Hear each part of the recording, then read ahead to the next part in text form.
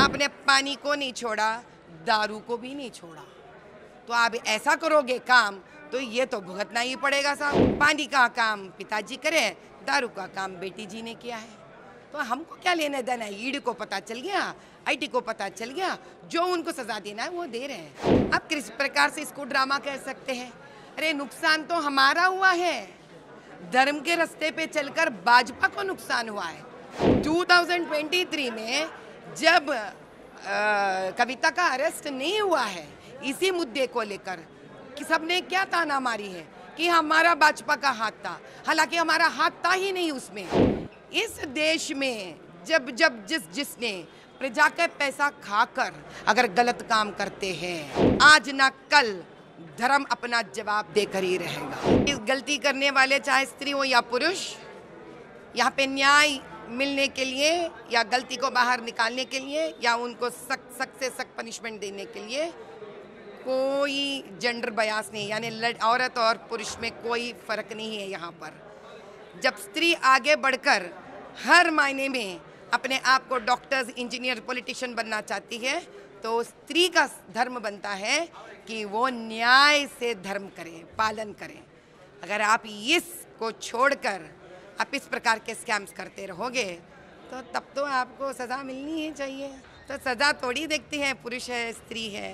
BRS party इसको illegal कह रही है क्योंकि मैटर अभी सुप्रीम कोर्ट में है, फिर भी अरेस्ट किया गया है क्योंकि प्राइम मिनिस्टर मोदी यहाँ पर है और उनका रोड शो चल रहा है। उसी दौरान एमएलसी कविता को अरेस्ट किया गया है। इसको इलीगल बताया क्या? सर मैं एक बात बताती हूँ आपको, जहाँ उन्होंने आज तक ओल्ड सिटी में, मैं मुद्दा यहाँ तक लेके आती हूँ, हैदराबाद लोकसभा पार्लियामेंट में आपने फ्लाईओवर्स नहीं डाली है, तो ये गलत काम नहीं है। गलत काम नहीं, आपने गलत काम नहीं किया है। आपने तो एक के पीछे एक गलत काम किया है।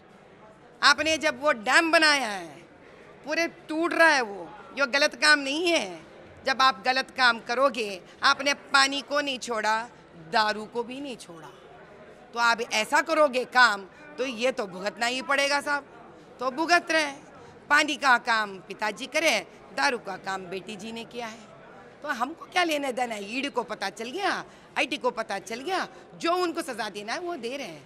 अभी थोड़ी कोई ये देख के आएगा आपके घर कि आपने क्या, उनको कोई काम दाम नहीं है ईडी को और आईटी को। क्या इतना आसान है ये बात? कोई डॉक्यूमेंट तैयार कर सकता है किसी के ऊपर इतना बड़ा मुद्दा लेकर? इतना आसान है क्या? प्रजा सवाल नहीं करेंगे, पूछेंगे नहीं?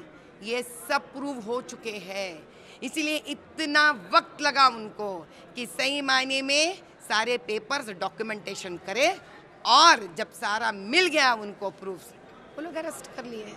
बस कांग्रेस पार्टी ये कह रहा है कि ये टाइमिंग के बारे में वो लोग कह रहे हैं कि ये एक ड्रामा है। बीआरएस पार्टी और बीजेपी के बीच में ये एक ड्रामा है, ये भी उनका स्टेटमेंट है। क्या कहते? तो वो ड्रामा से कांग्रेस को क्या लेना देना है। अभी दूसरी बात कहती हूँ, आप किस प्रकार से इसको ड्रामा कह सकते हैं। अरे नुकसान तो हमारा हुआ है, धर्म के रास्ते पे चलकर भाजपा को नुकसान हुआ है। 2023 में जब कविता का अरेस्ट नहीं हुआ है, इसी मुद्दे को लेकर कि सबने क्या ताना मारी है कि हमारा भाजपा का हाथ था, हालांकि हमारा हाथ था ही नहीं उसमें, क्योंकि ये जो काम ईडी और आईटी कर रहे हैं ये अलग डिपार्टमेंट है जिसमें किसी का दखलंदाजी का कोई लेना देना नहीं होता है। जो हमने नहीं किया है उसका ये लोग बात को बतंगड़ बने हैं। अभी उसी बात को जब आईटी वाले और ईडी वाले आकर उनका अरेस्ट करते हैं, फिर से ये लोग बोलेंगे कि ये भाजपा मिला हुआ है यहाँ पर। अरे यार कुछ तो सही बात करो, दुनिया देख रहा है आपको, दुनिया सुन रहा है आपके हर बात को। ऐसा काम करेंगे आप, विजय माल्या को भी कहाँ छोड़ा है इस दुनिया ने। इस देश में जब जब जिसने प्रजा का पैसा खाकर अगर गलत काम करते हैं, गलत रास्ते लेके आगे बढ़ना चाहते हैं, जो प्रजा का मिलने वाला धन आप गलत तरीके से कमाने की कोशिश करोगे, आज ना कल धर्म अपना जवाब देकर ही रहेगा। मैम बीआरएस पार्टी ने स्टेट वाइड बंद का कॉल दिया है, कल पूरा स्टेट में वो लोग प्रोटेस्ट करने का।